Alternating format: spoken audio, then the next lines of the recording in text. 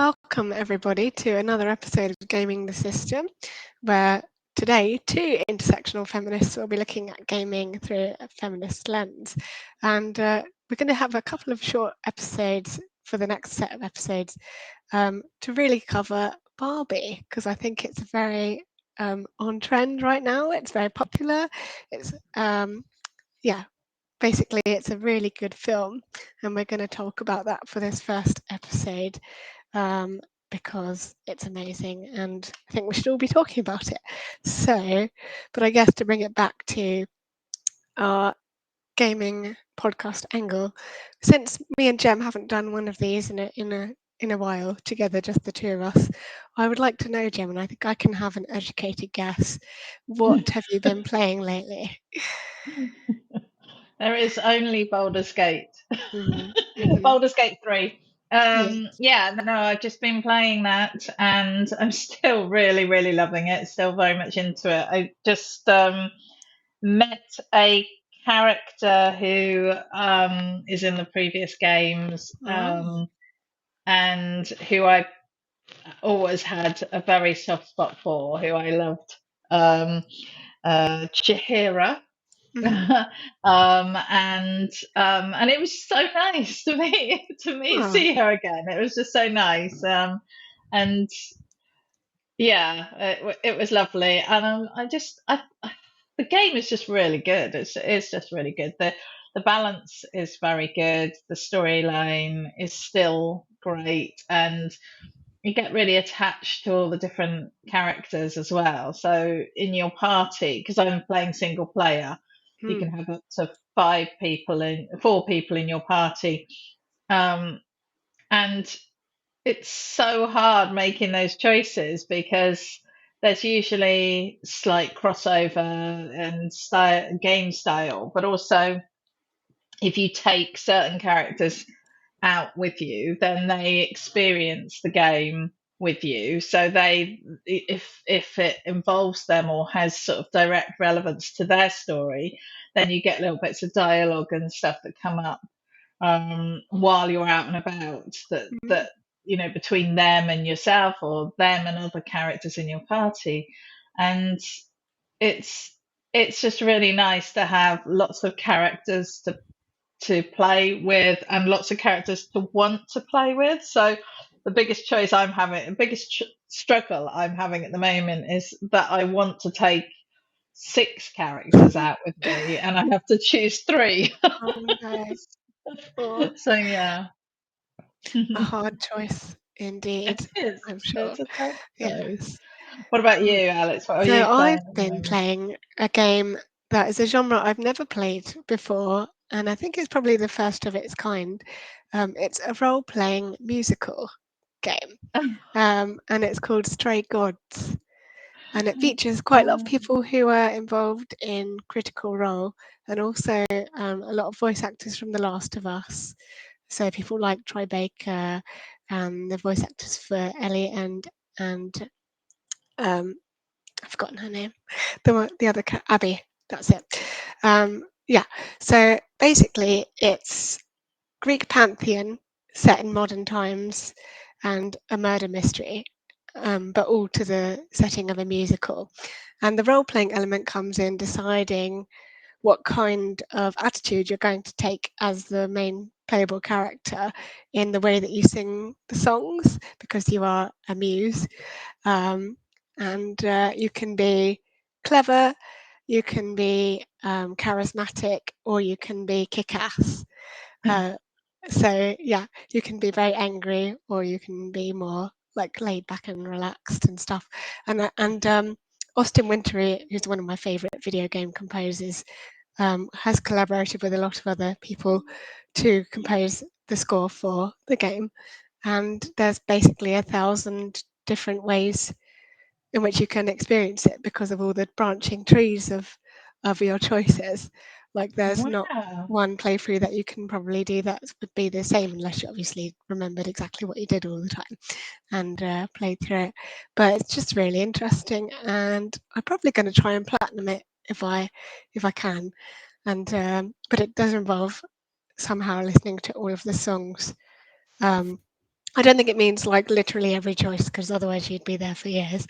But it's just really good, and it's also it's kind of not it's not as active as other games in that it's basically a visual novel. So it's like Mm. two pictures as they progress through. But the art style is really nice, and I definitely Wow. recommend it if you want a short game that's musical based. That So sounds awesome. That very sounds cool. really good. Yeah. What sort of age would you say it was Um, targeted at? Let me think. I'd say it was probably teenage, sort of mid-teen. I'm trying to think. There is a lot of content warnings. They actually start off the very first screen you see is about how the game was made on stolen ground and acknowledging like the Native American land on which the game was made and stuff. So it's very conscious of like potential triggers and things that people might find difficult. So there's some references to suicide and things like that as well. Um, but they all list them, so all the content warnings are in the menu before you play. But I think generally it's not too dark or like adult. Um, and it's not too violent, I don't think either. Just trying to think, and it does have a lot of representation actually. There's a trans character and a wheelchair using character whose main focus is not the fact that they are in a wheelchair, which is really nice as well. So there's a lot of really good representation in there as well.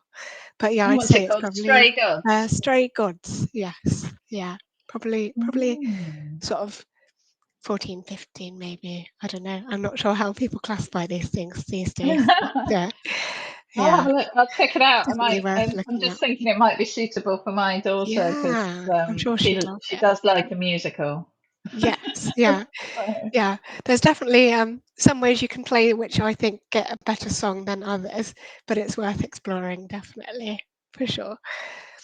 So then that mm. brings us on to our main topic of the episode, which is Barbie, the film, the movie that has been out since I can't remember when it came out. Was it August or Yeah. July? Has it been that long? Yeah. I don't know.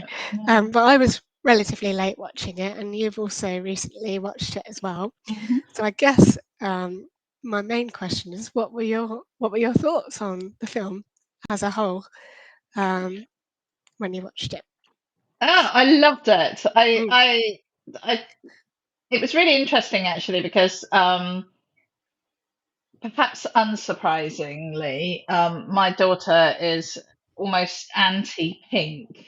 I would say that I have not gone out of my way to mhm, encourage that, and in fact, I have tried to encourage her at times to wear pretty dresses and mm, to do all of that stuff. But she's clearly picked up on my general sort of worldview, mm, and so she's really not doesn't like pink, and she did have Barbies that she played with as a child, but they never in the way that they were sort of marketed. She mhm, was really interested in dressing them up. She was more interested in making them do assault courses and things. Um, and so I rather cautiously suggested that she and Daniel join me to mm. watch the film, and I was actually really surprised that her response was to be very excited about going to see it because of course it was all over It was. TikTok There was so and much hype around it, wasn't yeah, there? everyone loved it, and it was getting a lot of positive feedback from in that world. So she very willingly came with us, and I loved it. I loved it. It did not disappoint. I really enjoyed it. I felt like it was a proper sort of feminist Mm, manifesto. I think that it basically covered all of the sort of 101 feminism issues and went a little bit deeper than that as well.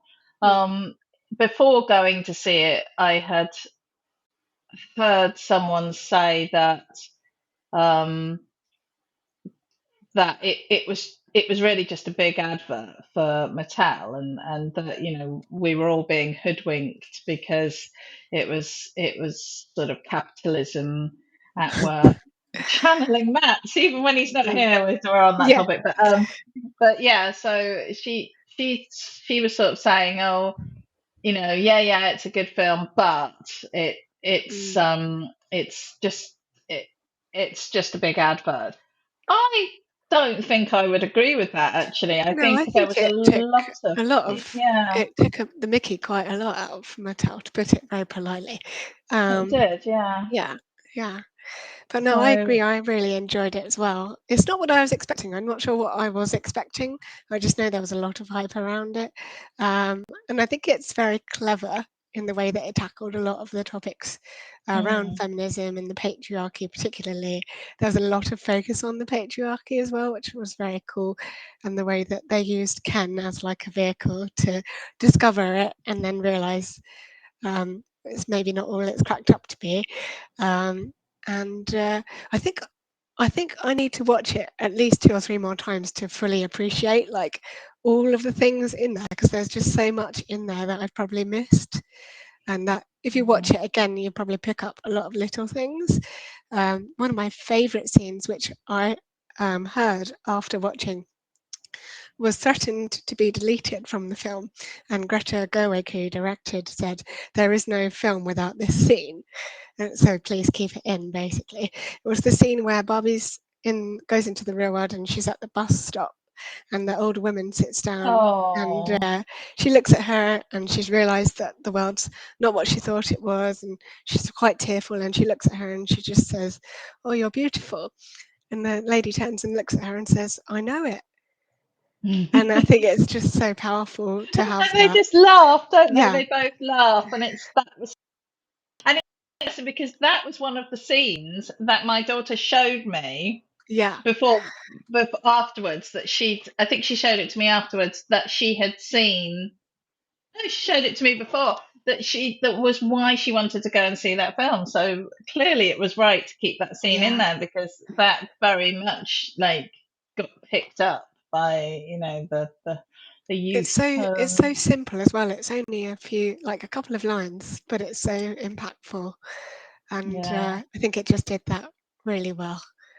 Um, yeah, I was a bit absolutely. worried when they were saying about making a Ken movie in the movie itself, hyping up the potential for Ken movie, and then I was like, please no, that's not what we want to take away from this. We don't need the Ken movie.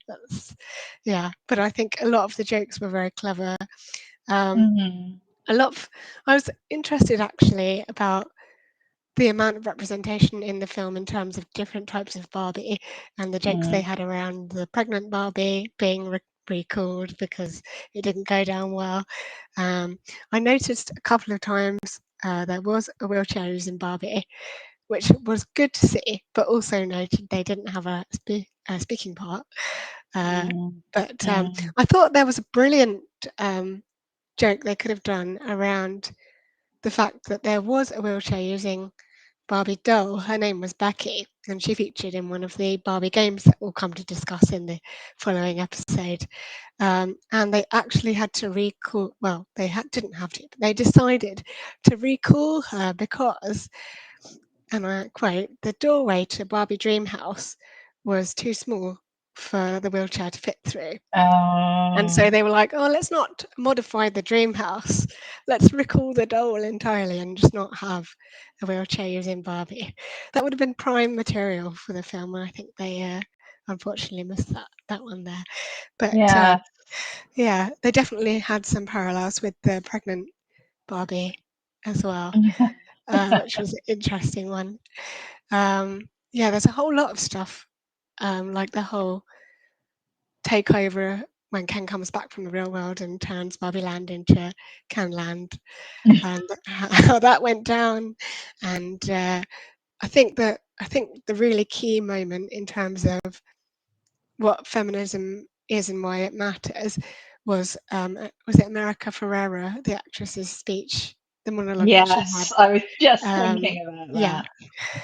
was spot on basically. It Um, was. And I remember looking around the cinema and just seeing all these women just nodding their heads like, yes, yes, this I is was how we I feel. I was like mortifying my daughter Mm. because I was like, yeah. You know, Yeah. I am that mum. I am that mum. I don't care. It was, yeah, it was so good, Mm. so good. Yeah. I'm just looking it up at the moment Yeah. actually because I just felt like it's where they you know, just every bit about it was just. I'd seen a clip of that Mm. before I went to the movie, and I actually thought it was a parody of the movie. Ah, I didn't yeah. realize that it was an actual scene from the film Mm. when I saw it, and because it just felt like the sort of thing that was not going to be in a film like that. So I was really sort of surprised and very pleasantly surprised that they had this amazing monologue. Mm.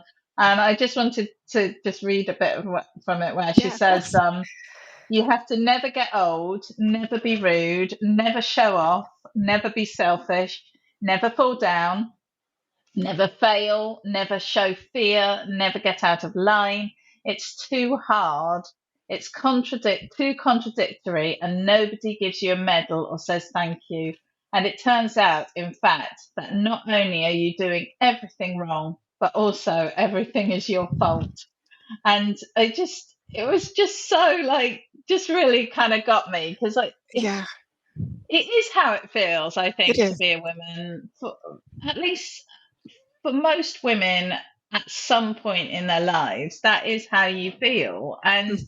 this, this, and the response to that, when that has been raised, the response to it from um, the average man, I would Mm. say, um, is generally, well, you know, you wanted equality, you know, you wanted to have your cake and eat it, you wanted everything, and I think, you know, that's not what we No. didn't sign up for that. What we want is actually parity. You know, Mm. it is parity and equal opportunities and equal experiences in life, which is what everyone Yeah, wants. And you know, it's just, yeah, it was a really poignant scene, and I'm so pleased that they mm. were brave enough Yeah. to put it in. I think Really, really it's the pleased. fact that it's been said and it's there to be heard is really affirming. Even just saying it is, because for so long, like I know that a lot of women feel it, but they might not necessarily be able to talk about it. Mm, And having it out there in a big, massive, multi-million dollar probably film is pretty big, you know. mm, Um, mm. but in terms of just how women are represented in the film, do you think that the film itself will go on to perhaps change some perceptions of women in society today? Do you think anyone's opinions are going to be changed? I think that it's part of a general trickle in the right direction. Yeah. And so I think that I'm not sure that I'm not sure. I think that it's important that with every generation a slayer is born. No, with every generation that we remind that generation Mm. of where we've come from and where we Yes. could go back to, because I think that's one of the things that is really important to bear in mind is that um, the freedoms that women enjoy in this country today were hard won, Yeah. and only relatively recently, very relatively recently, um, sort of set in any kind of stone. And I mean, to be fair, they're not set in stone, but to be set in any kind of laws. And I think we only have to look at at the rolling back of Roe v. Wade in the US mm, to see that those freedoms are not definite. That no, just because we've gained ground yeah, in this sort of um, push for equality does not mean that it is in any way um, definite and that it's safe. And I think it's important to remind younger generations, especially the generation that is being spoken to by people like Andrew Tate and Russell yes, Brand, and all of these misogynists. Yeah, hmm and they are misogynists, um, and I think that it's important to recognise that there is this group of entitled men out there who think that women should be something about them, something yeah, that is about men and not sort of independent in their own right. And those are the kind of men that the younger generation of women are, and boys. It actually doesn't really matter. The younger generation are being exposed to on a yes, daily basis, regularly, and we have this increase in online pornography, and we have these cases recently about young girls having their heads put on mm. um, uh, Like nudes what, and like all deep of fake this. and things, yeah, Yeah, and yeah, I think like this is a world that our younger generations live in. So I think it's really important that a movie like this comes out because it says, hey, these are the issues. This is it very clearly laid out, and we have to keep pushing back yeah, against this. Otherwise, this is where we'll end up. And I think it was it, and at the same time, it also acknowledged the plight of the Kens. yes, But what I loved about it was that it recognised that the Kens have their own struggle, and it just went, but you have to deal with that.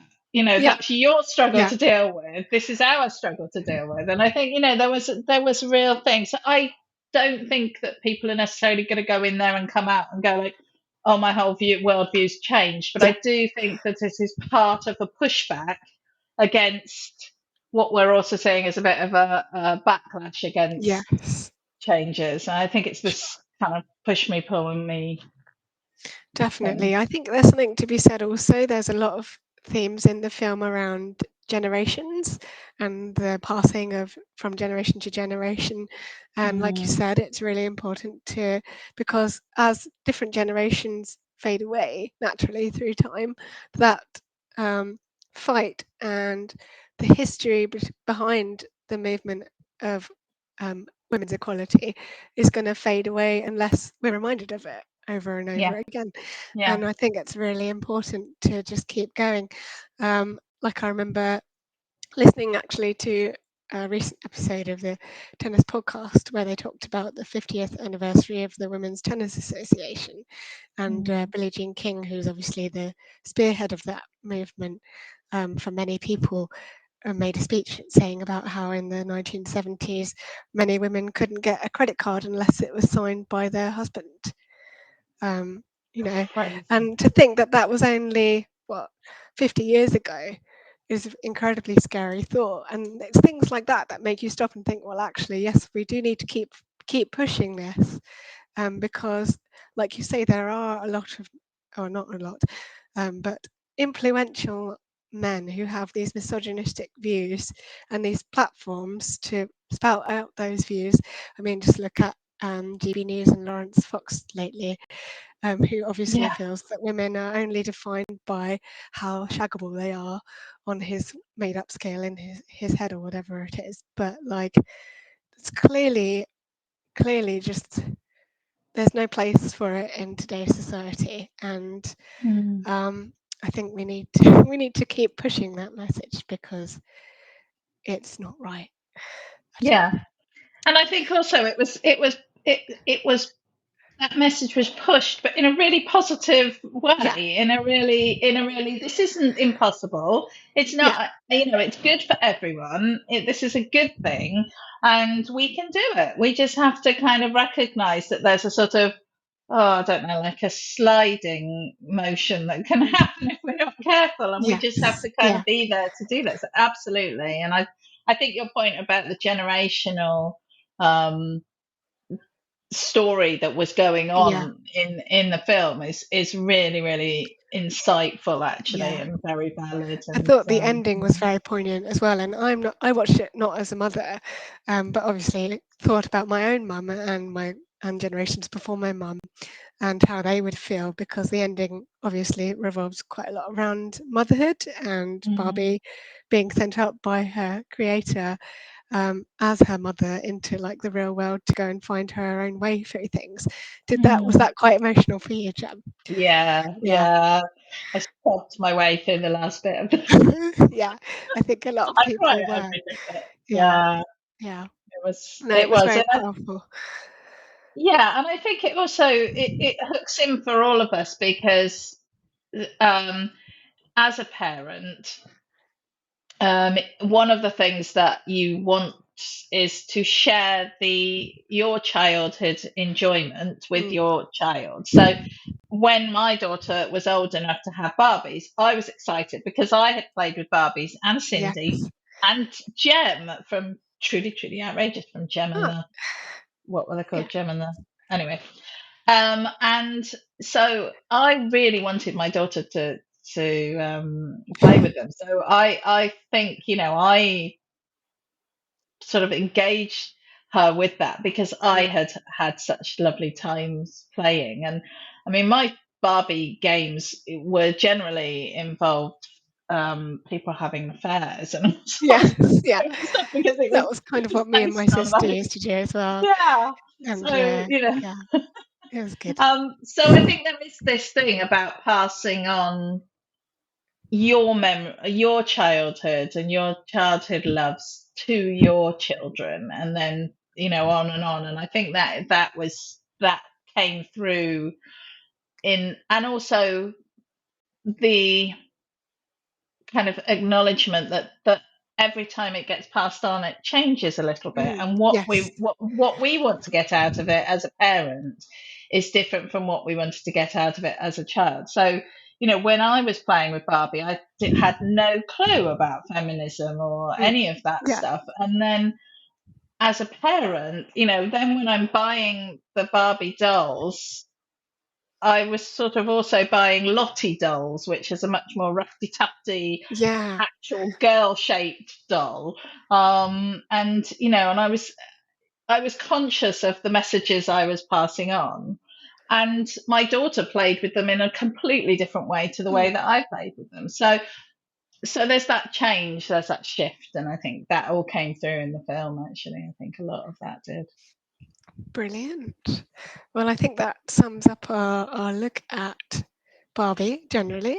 And in our next episode, we're going to be continuing a theme and talking about Barbie video games of the 90s and how two gaming icons, if you take Barbie as a gaming icon within those games and compare it to Lara Croft, because I think it would be a really interesting comparison to see how both of those icons compare and how we look at them as feminist icons within games. So that's going to be your next episode. Tune in when you can. We have new episodes every Thursday, and you can find us on YouTube, Spotify. What's it called now? Apple Podcasts. So I was going to say iTunes then, showing my Yeah, age. I was about to call it Um, iTunes. yeah, all your places where you get podcasts. Please leave us reviews, 5 star if you can, if you like us. Share us with your friends, leave a comment, leave a like. It all does great things to boost our engagement. And thank you for listening or watching today. Um, until next time, we'll see you then. Thank you. Bye.